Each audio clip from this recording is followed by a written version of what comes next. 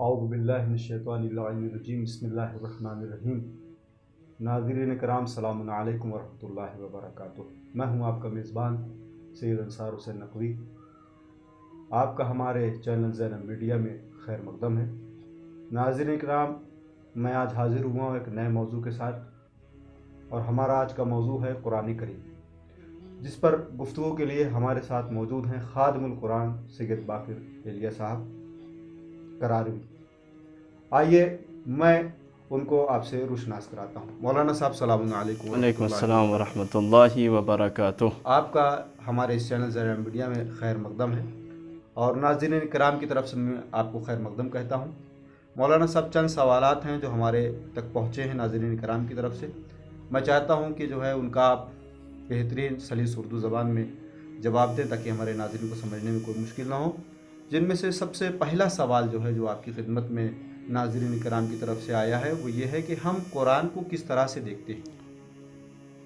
میں سب سے پہلے اس چینل کا شکریہ ادا کرتا ہوں جس نے اس حقیر کو اس توفیق سے نوازا کہ دعوت دی، اور پروردگار نے مجھے بھی توفیق دی کہ میں لبیک کہہ سکوں اور خدمات قرآنی میں شاید ایک قطرہ میں بھی اضافہ کر سکوں۔ لہٰذا میں پہلے اس چینل کا اور اس چینل کے مدیران کا اور تمام مومنین کا جو اس وقت یعنی ابھی جب ہم گفتگو کر رہے ہیں تو یہ سب یعنی بلکہ میں اس طرح سے کہہ دوں الفاظ بدل کے کہ مخلوقات عالم جو اس وقت ضیف اللہ ہیں یعنی اللہ کے مہمان ہیں، ماہ الہی ہے اور قرآن کا مہینہ ہے، قرآن کی بہار ہے، قرآن کی تلاوت ہے، قرآن کی قراءت ہے، قرآن پر عمل ہے انشاءاللہ۔ تو آپ کا جو یہ سوال ہے کہ ہم قرآن کو کس طرح سے دیکھتے ہیں، ہمارے سماج میں بہت معذرت کے ساتھ عرض کرنا پڑے گا کہ ہم نے کبھی قرآن کو زندہ نگاہ نہیں کیا۔ آپ دیکھیے جہاں بھی قرآن ہم دیکھتے ہیں ہم یہ سمجھتے ہیں کہ اس قرآن سے یہ قرآن زندہ نہیں ہے، جبکہ ہمارے چھٹے امام جعفر صادق علیہ السلام ارشاد فرماتے ہیں القرآن حی، قرآن زندہ ہے۔ اگر ہم زندہ اسے فرض کرنے لگیں تو ہماری زندگی میں قرآن کے اثرات بخوبی ابھر کر آ جائیں گے۔ ہم جو اسے طاقچے میں رکھ دیتے ہیں 6 مہینے کے بعد اٹھا کے دیکھتے ہیں، جب کوئی گھر سے مسافر جانے لگتا ہے تب اسے ہوا دینے لگتے ہیں، جب بیٹی کی شادی ہوتی ہے تو جہیز میں دینے کے لیے وہ بھی آخری چیز یاد آتی ہے۔ میں اپنے ناظرین کی خدمت میں عرض کروں کہ آخری چیز یاد آتی ہے کہ ارے قرآن ابھی نہیں آیا۔ تو جب ہم اس نگاہ سے دیکھیں کہ قرآن کو، تو قرآن بھی ہم کو شاید اسی طرح نگاہ سے دیکھے گا۔ لیکن ہم قرآن کو اگر زندہ، جس طرح سے ایک زندہ انسان کی ہم خاطرداری کرتے ہیں، جس طرح سے اسے کھانا کھلاتے ہیں، اسے پانی پلاتے ہیں، اس کے صحت کا خیال رکھتے ہیں، اسے جسے کہتے ہیں جو بھی چیزیں اس کی حیات کے لیے ضروری ہیں اسے دیتے ہیں، اگر ہم قرآن کے ساتھ بھی اس طرح کا برتاؤ کریں تو قرآن کا بھی ہمارے لیے اسی طرح کا برتاؤ ہوگا۔ معذرت سے چاہتے ہیں مولانا صاحب، یہاں پہ سوال ایک اٹھتا ہے کہ کیا کریں ہم کہ جو ہے وہ برتاؤ، جیسے کہ آپ نے عرض کیا کہ زندہ کے ساتھ برتاؤ، قرآن کے ساتھ کیسا برتاؤ کریں کہ جو ہے گویا یہ محسوس ہونے لگے کہ ہاں یہ زندہ کے ساتھ برتاؤ؟ اب قرآن ہماری زندگی میں کب آتا ہے؟ ہم نے بتایا جب گھر سے کوئی مسافر جانے لگا، گھر سے لڑکی جانے لگی، گھر سے بیٹا سفر پہ جانے لگا، تب ہم کو قرآن یاد آتا ہے۔ ہم کو اس وقت قرآن کیوں نہیں یاد آتا جب گھر میں 24 گھنٹے بیٹا تھا؟ سبحان اللہ۔ ہم کو قرآن اس وقت کیوں نہیں یاد آیا جب بیٹی 24 گھنٹے گھر میں تھی؟ جب ہم گھر میں 24 گھنٹے رہ رہے تھے تب ہم کو قرآن کیوں نہیں یاد آیا؟ ہم کو اس وقت سوچنا چاہیے تھا کہ صبح ہو گئی تو شروعات ہماری قرآن سے ہو، ظہر ہوئی تو قرآن ہونا چاہیے، عصر ہوئی تو قرآن ہونا چاہیے، مغرب ہوئی تو قرآن ہونا چاہیے۔ یہ نہیں کہا معصومین نے کہ آپ پورا جب قرآن اٹھائیے تو الی انتہا ہے یعنی اس کے آخر تک پہنچ جائیے، نہیں، ایسا نہیں کہا۔ اسی لیے قرآن مجید نے آواز دی بسم اللہ الرحمن الرحیم فقرؤوا ما تیسر من القرآن۔ اس تیسر کے دونوں معنی ہیں۔ اگر آپ حافظ ہیں مثلا تو آپ کے لیے مثلا حد اقل دن میں 1 جز پڑھنا واجب ہے، لیکن اگر آپ حافظ نہیں ہیں قرآن دیکھ کے پڑھ دیں، دن میں اگر آپ نے 2 آیتیں پڑھ لی تو آپ کے لیے بہت ہے، 1 آیت پڑھ لی تو بہت ہے۔ آپ مسلسل قرآن سے مراجعہ کریں۔ سبحان اللہ۔ اس کی بہت سی مثالیں، ابھی انشاءاللہ آئندہ اگر سوال آیا تو میں اس کا جواب آپ کی خدمت میں عرض کروں گا۔ تو ہمیں چاہیے کہ ہم قرآن کو مسلسل اپنی زندگی سے دور نہ کریں۔ ایک مثال دوں، بچے قرآن ہمارے ہاں اٹھاتے ہیں تو بزرگ جو ہیں پورا گھر سر پہ اٹھا لیتے ہیں۔ وہ بچہ تو صرف ایک جلد قرآن اٹھایا تھا، بزرگ پورا گھر اٹھا لیتے ہیں، ارے قرآن چھو لیا، قرآن چھو لیا، اس سے لے لو۔ اتنا ڈرا دیتے ہیں اس 2 سال اور 6 مہینے کی زندگی میں کہ وہ بچہ شاید 60 سال تک ہونے تک بھول جاتا ہے کہ اسے قرآن بھی چھونا ہے، سبحان اللہ۔ نہیں ہے کہ پڑھنا، چھونا ہے، یہاں تک بھول جاتا ہے وہ۔ اتنا تیز اسے اس سال بھر یا 2 سال کی عمر میں جیسے ہی وہ قرآن ہاتھ میں اٹھاتا ہے اسے ڈرا دیا جاتا ہے۔ نہیں، اسی جگہ اگر پیار سے، محبت سے اسے بتایا جائے کہ بیٹا یہ کتاب ہے، اسے وضو کر کے بیٹھنا چاہیے جب طہارت ہو، تو اس کو نہ سمجھ میں آئے لیکن اسے وضو سمجھ میں آ رہا ہے، اس لیے کہ وہ دن میں 3 مرتبہ 4 مرتبہ 5 مرتبہ اپنے والدین کو دیکھ رہا ہے، بڑے بھائیوں کو دیکھ رہا ہے کہ وہ نماز کے لیے وضو کر رہے ہیں، تو وضو 2 سال کا بچہ بھی سمجھتا ہے، لہٰذا اسے اس طرح سے سمجھایا جائے، نہیں کہ اس سے ایسے قرآن لیا جائے کہ وہ 60 سال تک دوبارہ قرآن کی طرف ہی نہ دیکھے۔ سبحان اللہ، بہت بہت شکریہ آپ کا۔ مولانا صاحب، دوسرا سوال ہمارا یہ ہے کہ معصومین کی نگاہ میں قرآن کی کیا اہمیت ہے؟ معصومین کس نگاہ سے قرآن کو دیکھتے ہیں؟ اب ہم اگر آئیں زندگی دیکھیں معصومین کی نگاہ میں قرآن کی اہمیت، تو یہ میری تھیسس کا موضوع بھی تھا گریجویشن کی، اور اسی سلسلے سے میں آپ کو 2 معصومین کے حوالے سے اسے بتانا چاہتا ہوں۔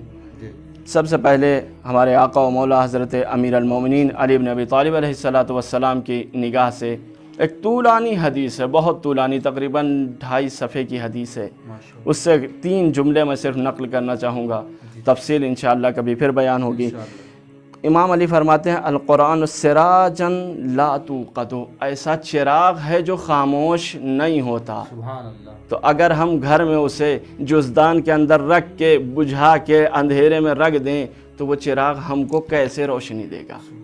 ہم بھی تو اسے جلاتے رہیں، ہم بھی تو اس کی طرف اس کو لے کے آئے جب کبھی ہماری زندگی میں اندھیرا آئے۔ اس کے بعد امام فرماتے ہیں کہ بحرا لا یدرکہ قارہ، ایسا دریا ہے، آج دنیا کے تمام دریاؤں کی تہ تک انسان پہنچ گیا، ٹیکنالوجی پہنچ گئی، سائنس والے پہنچ گئے، لیکن قرآن مجید ایسا دریا ہے، امام فرماتے ہیں کہ اس کے گہرائی کو درک نہیں کیا جا سکتا، وہ قابل درک نہیں ہے اس کی گہرائی۔ اب ہم سوچیں، ہم مثلا آدمی کہتا ہے پانی کم ہے، یہاں نہانے میں مزہ نہیں آئے گا، چلے تھوڑا گہرے میں نہاتے ہیں۔ اگر اسی طرح ہم وہ سورہ حمد و سورہ انا اعطیناہ سورہ مبارک ہے، کوثر سے بڑھ کر جو نماز میں واجب ہے 2 سورے اور پڑھ لیں، قرآن کھول کے پڑھ لیں، تو انشاءاللہ کبھی تفصیل سے اس کا بیان کریں گے۔ وَعِزًّا لَا تَحْزُمُ أَنصَارُهُ، بہت ہمارے یہاں عزت لوگوں کو بہت عزیز ہے کہ ہم نے بہت دنوں میں آبرو بنائی، تو قرآن مجید پڑھنے سے، قرآن مجید سے متمسک ہونے سے ایسی عزت ملتی ہے کہ جو کبھی منہدم نہیں ہوتی ہے۔ آپ دیکھ لیجئے آج دنیا میں حفاظ قرآن کی جو اہمیت ہے وہ کسی شخص کی نہیں ہے، چاہے وہ انجینئر ہو، ڈاکٹر ہو، بہت بڑا ماسٹر ہو، کوئی بھی ہو، لیکن جس نگاہ سے ہمارا معاشرہ یعنی مسلمان ایک اہمیت دیتے ہیں حافظ قرآن کو، وہ احترام کسی اور کے لیے قائل نہیں ہوتے ہیں۔ لہٰذا ہم کو قرآن سے متمسک ہونا چاہیے۔ اور اس کے بعد پھر آئیے امام حسین علیہ السلام کی بارگاہ میں چلتے ہیں، دیکھتے ہیں امام حسین نے قرآن مجید کے لیے کیا فرمایا۔ امام حسین علیہ السلام فرماتے ہیں کہ قرآن مجید، ہم یہ نہ کہیں کہ ہم کو پڑھنا نہیں آتا، یہ ایک وہ شیطان کی بات ہے جو شیطان نے آپ کے دماغ میں بھر دی۔ ہم کو کبھی یہ نہیں کہنا چاہیے کہ ہم کو قرآن پڑھنا نہیں آتا، اس لیے کہ امام حسین علیہ السلام نے اس کا مسئلہ حل کر دیا ہے۔ اب ہم نہیں کہہ سکتے کہ ہم کو قرآن پڑھنا نہیں آتا ہے۔ امام فرماتے ہیں کہ قرآن مجید جو ہے وہ 4 حصوں میں تقسیم کر دیا گیا ہے، العبارت والاشارت والحکایت والحقائق۔ عبارت جو ہے کس کے لیے ہے؟ للعوام۔ اب آپ کو پڑھنا نہیں بھی آتا تو آپ قرآن مجید کھولیے، عبارت دیکھیے، اس سے آپ کو فائدہ ہوگا۔ اس کا ایک بہت اچھا واقعہ انشاءاللہ پھر کبھی بیان ہوگا۔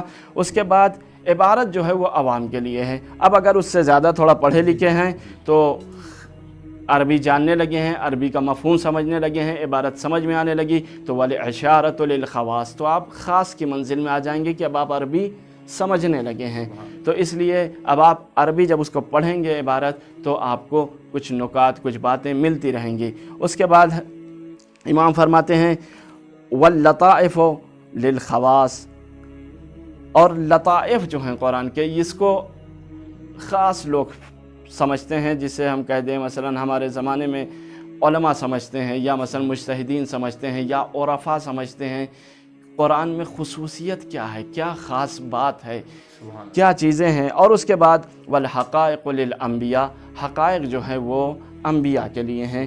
یہ امام حسین علیہ السلام نے ہمیں بتایا کہ ہم کو ضروری نہیں ہے کہ جب ہم قرآن پڑھنے لگیں تو ہم حقیقت قرآن سمجھنے لگیں، یعنی اب جیسے بحث ہوتی ہے کہ الف لام میم یعنی کیا، خدا کیا کہنا چاہ رہا ہے، تو یہاں ہم کو نہیں جانا ہے۔ ہم کو، ہماری حیثیت یہ ہے کہ ہم بس اس کو پڑھتے رہیں کہ الف لام میم ذالک الکتاب، الف لام میم ذالک الکتاب، یہ ہمیں پڑھیں، یہ ہمارا درجہ ہے۔ ہم کو یہیں پر وہ ثواب بھی مل سکتا ہے جو حقیقت جاننے والے کو مل سکتا ہے۔ تو یہاں تک ہماری بات تمام ہوئی۔ وصلی اللہ علی محمد وآلہ الطاہرین، اللہم صلی علی محمد وآل محمد۔